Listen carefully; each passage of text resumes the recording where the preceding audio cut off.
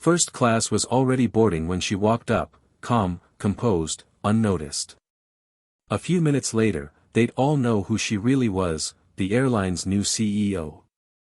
The airport was alive with its usual rhythm, rolling suitcases, loudspeaker announcements, hurried footsteps. Among the crowd was a woman who moved differently. Confident, quiet, steady.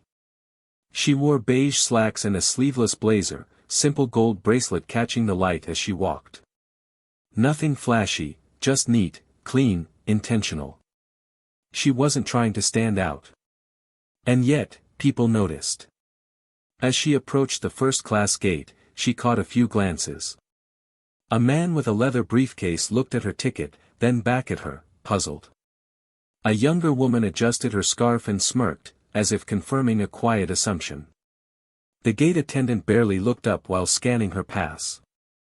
Straight down to the left, she said flatly, no warm smile, no welcome aboard like she gave the others. She just nodded politely and moved on. Inside first class, the contrast hit hard, wide leather seats, soft lighting, champagne already poured.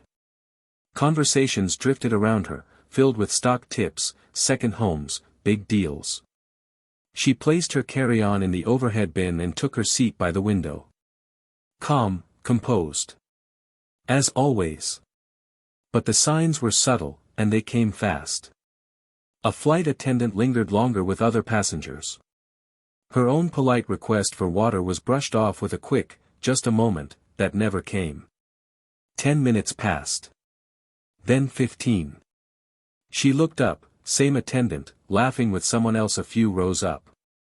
She sighed, quietly, and turned back to her phone. She didn't make a scene. She never did. But she noticed. The woman across the aisle, the one who smirked, leaned in eventually. So, traveling for work, she asked, casual but curious. Yes, the woman replied. Nothing more. Must be nice to treat yourself, the woman added. First class is such a luxury, right? This time, Evelyn looked at her, just long enough. It is, she said evenly. That was all it took. Not long after, the announcement came over the intercom. Ladies and gentlemen, this is your captain speaking. We have someone very special on board today. Please join me in welcoming the new CEO of our airline, Ms. Evelyn Monroe. The cabin went quiet. Heads turned. Conversations stopped. People scanned the rows, and there she was. The woman in beige. Still seated quietly by the window. Shock rippled through the cabin. The man with the laptop froze. The smirking woman across the aisle looked like she wanted to disappear. The flight attendant who'd ignored her water request stopped mid-step, face suddenly flushed. Evelyn didn't gloat. She didn't need to. Her presence said enough. Ms. Monroe, the captain continued, thank you for flying with us today. It's an honor. The applause started slowly, awkwardly, but grew. Evelyn offered a small, graceful nod. That was it. Moments later, the same attendant returned. Nervous, apologetic, water bottle in hand. Ms. Monroe, I'm so sorry for the delay earlier. Is there anything else I can get for you? Evelyn looked up, polite but firm. No, thank you. I'm fine. The whispers didn't stop. But now they carried a different weight. Passengers looked her way, unsure what to say. The judgment they'd passed on her just hours ago now sat heavily in the air. The same woman across the aisle leaned in again. I had no idea, she said, flustered. Congratulations. That's really impressive. Evelyn gave her a small smile. Thank you. There was more the woman wanted to say. Maybe an apology. Maybe an explanation. Evelyn let the silence do the work. Even the man with the briefcase finally spoke. Running an airline must have taken a lot of hard work. Evelyn nodded slightly. Hard work always pays off. But sometimes, it also takes people willing to look past what's on the surface. The cabin stayed quiet after that. The movie played, snacks were served.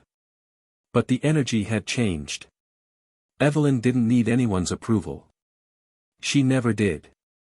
But what they all felt now, that discomfort, it wasn't hers to carry anymore. It was theirs. As the flight landed, the woman beside her whispered again. "Miss Monroe, I just wanted to say, I think what you've done is amazing. And I'm sorry, if I came off wrong earlier." Evelyn met her gaze, kind but clear. "Thank you. And no, I wasn't offended. But moments like this? They're reminders, of how often we judge people without knowing their story." The woman nodded, visibly moved. "You're right. I do that more than I realized." "Awareness is the first step," Evelyn replied. The man across the aisle chimed in again. "What inspired you to take on something as big as this?" Evelyn's voice was calm, but full of conviction. "It's not just about running an airline.